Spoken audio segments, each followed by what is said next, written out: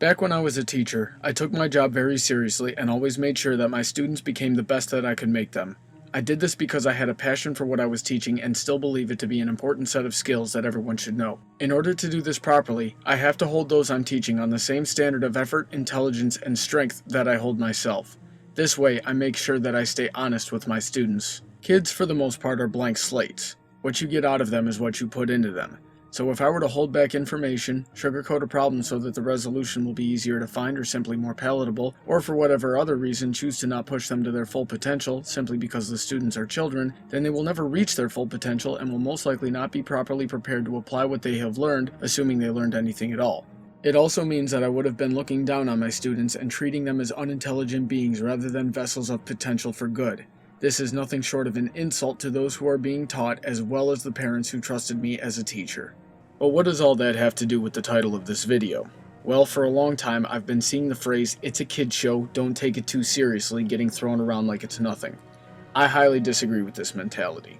This is the mentality of talking down to our kids, our students, and the like because they are below us, because they aren't as old or mature and therefore incapable of understanding. This is the mentality that creates bad teachers and fails to yield good students. With this mentality, the younger generations become self-fulfilled prophecies that we'll never understand because we never afforded them the opportunity. When translated into entertainment media, this mentality brings about most of what we see on television today. I went back in time, so to speak, to cartoons from the 1980s and sampled as many as I could find between when I would have been growing up and watching them and up to the present. The cool thing about this experience was that because my first memory is from when I was 13 years old, I was able to watch all of these completely free of nostalgia goggles. After all, how can I have nostalgia goggles if I don't remember what I was watching in the first place? I wanted to create lists of shows that were both good and bad in terms of animation, writing, acting, and subject matter. Unfortunately, the list of bad so terribly outweighed the good that I have no shame in admitting that I gave up on it because this video would have been over an hour long if I were to even scratch the surface of what was wrong with most of these programs. Why is it that there are so very few exceptions to the list of shows from recent history that aren't written so bland, cynical, or just plain stupid? Do producers, writers, and directors really think so low of their audiences?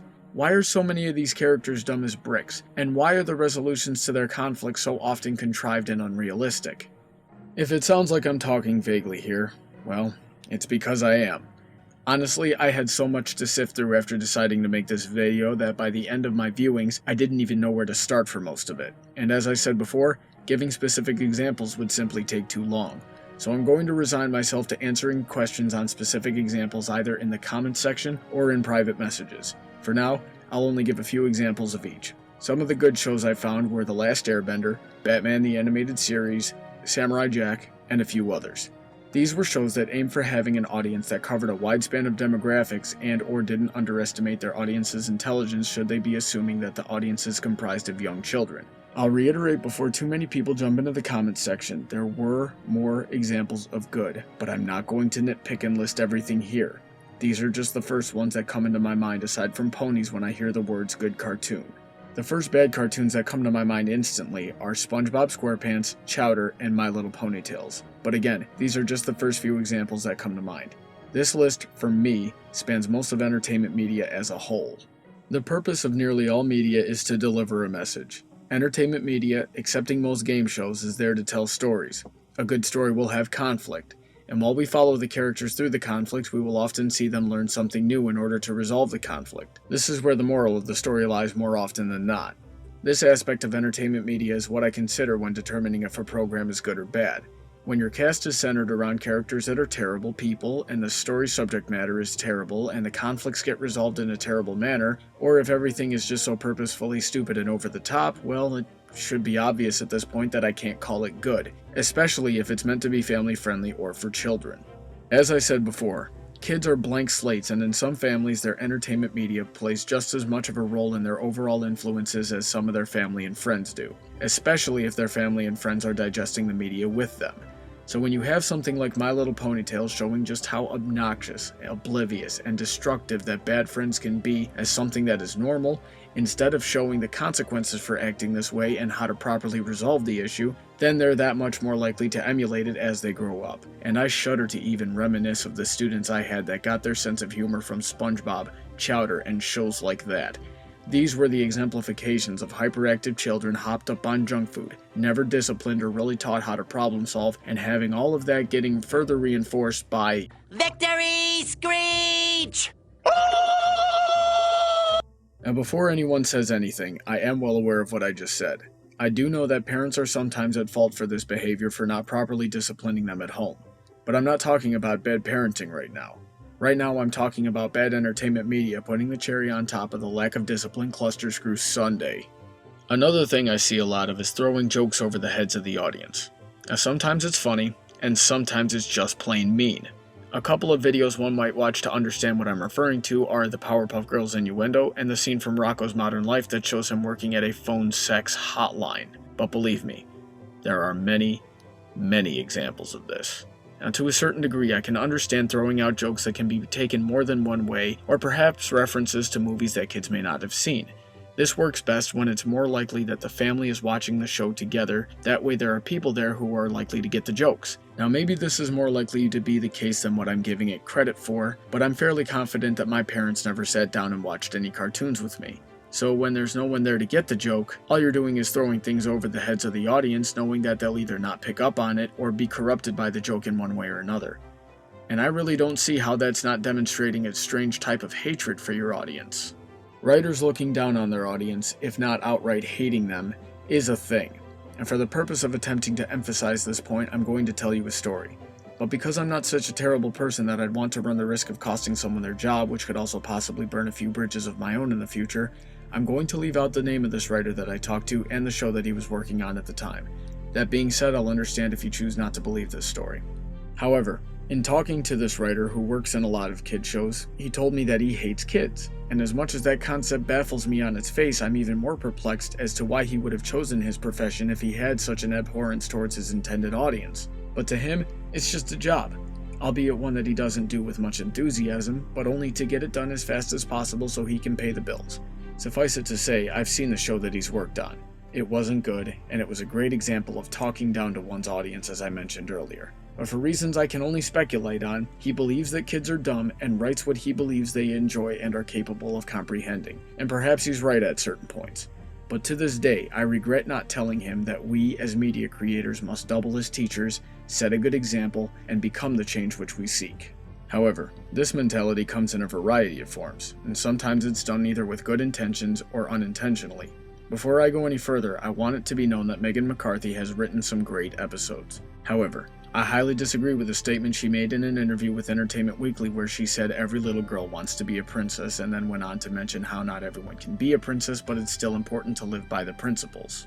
Here, she completely misses the fact that these quote-unquote principles she refers to is what makes anyone a good person or perhaps even a good leader. She also seems to be overlooking the fact that this is not demonstrated by turning your main character into a ruler, thus showing that you need to be in this position in order to do any good.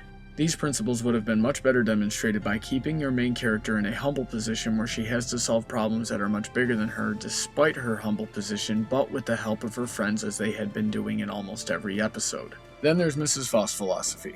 Girls like stories with conflict. They're smart, can understand complex plots, and are capable of exhibiting a variety of both good and bad emotions and personality traits in various situations. This is something that I highly agree with and wish would appear in entertainment media not just for girls, but for all demographics. When this is compared to what Mrs. McCarthy's statement was, these seem to me to be pretty stark contradictions of each other.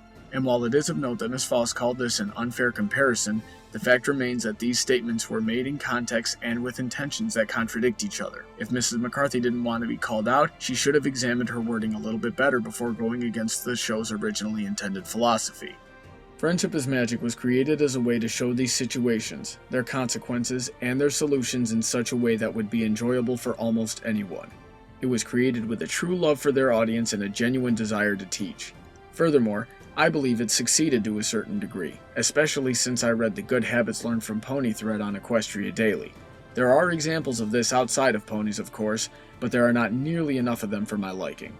Things like this can't be created when there isn't a love and respect for the projected audiences. In pulling from the examples I gave towards the beginning of this video, shows like Samurai Jack could have never existed if those involved with its creation feared that the art style and visual narrative, as opposed to a spoken one, would be lost on the audience. Or Batman for that matter, could have never existed if the creators felt that the subject matter and gothic themes wouldn't be understood or appreciated by those watching. So in conclusion, and to quote Doug Walker in his Top 11 Nostalgic Animated Series video, it took us seriously, so we took it seriously. Now that I think about it, and despite the video's title, this phenomenon really isn't unique to kids shows either. I see it everywhere I go. The terrible characters and actions, the unbelievable situations, ridiculous resolutions, and everything else I've mentioned thus far. It happens because the producers, writers, and directors either think that it's funny, or they believe their audience is too stupid to know any better, which I guess in some cases is the truth, but then again that's a different discussion and these shows certainly don't help anything, or the creators believe that this is really how the world works and is trying to justify their beliefs through their medium. Or perhaps it's any combination of the aforementioned factors. So I'll leave you with some questions. Why would we as an audience deserve this? Why do kids deserve to be talked down to when we're teaching them or entertaining them? Why do we enjoy this type of degradation? Should we try to change it? Should we try to change ourselves? Is any of that even possible, or am I completely unique in my opinions? Well, I look forward to seeing what you have to say to these questions and your responses to any points I've brought up in this video. As always, if you have something you believe I missed, please let me know in the comments or in private messages so that we may discuss it further. If you have a topic you would like to hear discussed, or if you have an episode, fanfiction, product, or anything else you would like to hear reviewed, send me a YouTube message or leave a comment below. You can also drop comments, questions, topic suggestions, and review suggestions by liking Brony Debates on Facebook, following on Twitter, or sending an email to bronydebates@yahoo.com. Have a great day, and I look forward to hearing from all of you soon.